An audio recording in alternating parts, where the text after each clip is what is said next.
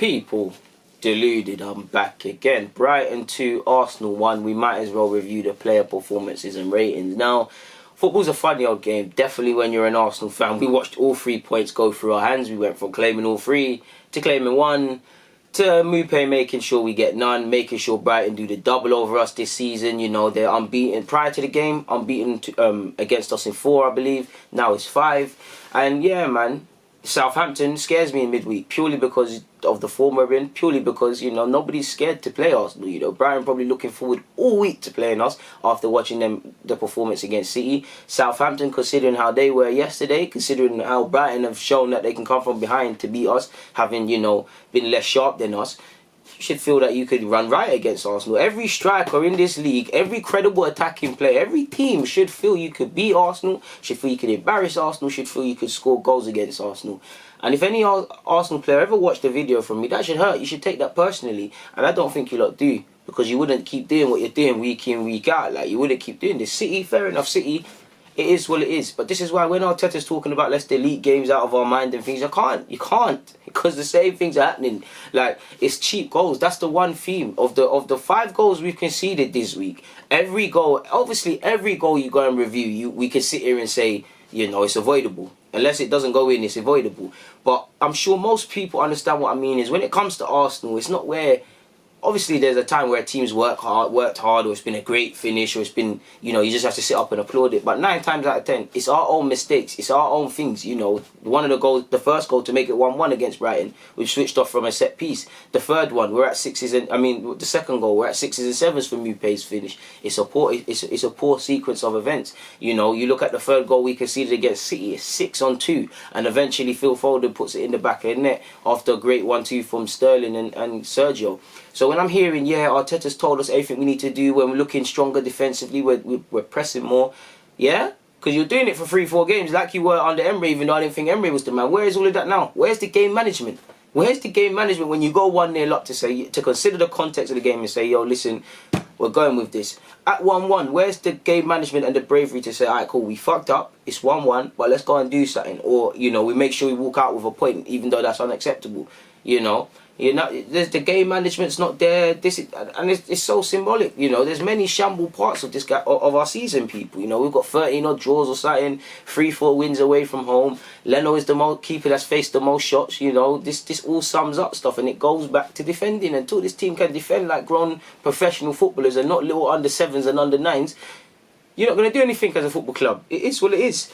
Enough ranting. Let's review the player performances. Leno. There's nothing you can give Leno. He weren't on the field long enough. You know, he didn't look troubled in anything. It's just a shame that he's now injured, really and truly. Like, you hope for the best, prepare for the worst. That means he's out for the season, and now you probably have to add a goalkeeper, to the shopping list if depending on what comes back for next season. So, yeah, to lose our number 1 keeper, Leno's had a decent season. Leno was in, you know, he started off the season, well, the restart of the season quite sharp against City. It's sad, really and truly. You know, it seems like we're always losing a member of the back 5s, including Leno. So it is what it is, man. We've lost Leno. I can't review his performance. Martinez, I give him a 5. If I watch the goals again, maybe I'll see that he could have done better. I'm not too sure. I think, you know, I'm not a big fan of Martinez. I'm never going to lie, people. I don't really rate Martinez too tough, especially when it comes to... Again, I don't really like talk. The same way I always tell you, look, I don't like talking about ball playing when discussing defenders first, because, you know, you have to defend first. The same logic applies to the keeper, but I'm not really convinced with that.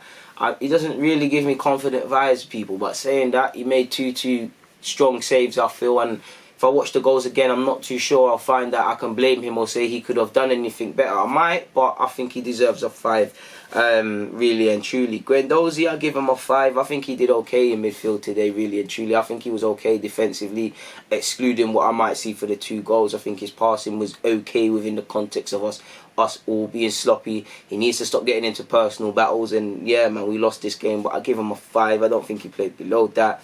Ceballos, I give him a 4. I think, you know, he was on the verge of getting a 5 for me, but I just feel he was moving a bit too sloppy with the passes. Everybody was, like I said, if you watch that game, you know, especially in the first half, almost every player from Brighton and Arsenal struggling to make 5-yard passes, struggling to have that real crispness in their pass, in their first touch, and so on and so on. But I just feel Ceballos really struggled today. Same way I think he was actually, when he came on against City, he was actually decent. I think he struggled a bit today. I'm going to give him a 5. Lacazette, I'm gonna give a 5. Just about. It's a 4 plus a bonus point for the movement, people. I just, you know, he put himself about today, but yeah, man, I felt he could have shown a bit more. I give him a 5. I'm gonna give Aubameyang. I'm tossed up between a 6 and a 7 for Aubameyang, purely because, you know, I can't ask for him. There's not much more I could have asked for Aubameyang today, man. He tried to shoot, he tried to score. Second half, he looked up for it, but your whole team has to be up for it. I felt in the first half, definitely we looked stronger down the left hand side when Aubameyang was peeling out there, when Saka was going out there. So it's a toss up between a 6 and a 7. So I'm gonna give him a 6. I'm gonna give Aubameyang a 6. I'm gonna give Bukayo Saka, I'm going to give a 6. I feel he might, another one, you know, I'll give him a 7. A bonus point for the assist. I don't, playing in that unusual role, I think he did quite well as a stretch, because I don't think we did quite well as a team, but I think he did okay. It wasn't glaringly obvious, you know, that that's not his position. And, you know, 9 times out of 10, if we look at all the performers, it's not that anyone played well today and anyone deserves praise, but he's probably one of the better performers. And I don't like this selfish thing, because football's a collective sport, but from a personal point of view, at least he got an assist, he can walk away with something. So 6 plus a bonus point takes that to 7. By the same logic, I'm going to go with Pepe. I understand Pepe can frustrate, and he was frustrating me a bit today, but I felt he was slightly more confident. I think Dan Burn gave as well as he got, and Dan Burn had a good game at fullback, left fullback, but I think Pepe did alright down that right hand side. And obviously, if nothing more comes from this game, hopefully a bit of confidence from him, obviously scoring that goal. He's wonderfully gifted technical player, but it's down to him now. It's down to, for me, it's a mental thing with Pepe. It's now, do I want to live and breathe and really live for football? I'm not saying he doesn't, but I believe that's what it's going to take to make a success of yourself at Arsenal. But the rawness is there, and I think he deserved that goal, man. You can see what it meant to him with the celebrations, with everyone. So I'm going to give him a 7. I think Kolasinac was alright, at least in the first half, you know. I'm going to give him a 5, maybe even a 6. I'll give him a 5. I think Kolasinac was okay, you know, by okay standards in comparison to the whole team. But again, the goals we conceded, everybody could have done a bit better, really and truly. So I'm going to give him a 5. Give Bellerin a 5 as well. Holding, probably I think 4's a bit too harsh for Holding, you know. I'm going to give Holding a 5, just about a 5, people. Just about a 5. Again, watch the goal again. I'm pretty sure the whole team defended poorly, but I just about grabs a 5. Really should be a 4, but I'm considering some variables and just bringing it up to a 5. I felt he looked okay. There was a couple heart in mouth moments, and I must admit I'm a big fan of Holding, but I am slowly coming to the realization that, you know, it might just be time to move my man on, really. And yeah, man, you know, again, it's his first start for a while, so I'll give him the benefit of the doubt, but I just about cut a 5. Again, I need to. It's a crazy game, and when you're thinking kind of off the back of of literally the game just ending, it's difficult to remember anything. But I'll give Mustafi a 5. I'll give everybody as a team, just for the incidences of the goals. Everybody has to get 0s because it's poor collective defending and sequences. So I'll go with that. Don't think I'm missing anyone else out. I don't.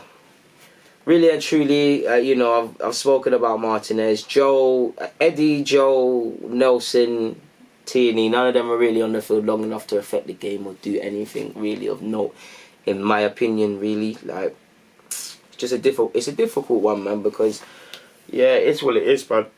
It's a difficult one because you know, there were some positives, if you can say that, and then there was the same old highlights of why this team is in the mess it is in. But in relation to my player ratings, that's all I've got to say, people. It's always a pleasure speaking with you guys. Yeah, thank you for always commenting. Please like, comment, subscribe. DG, I'm out.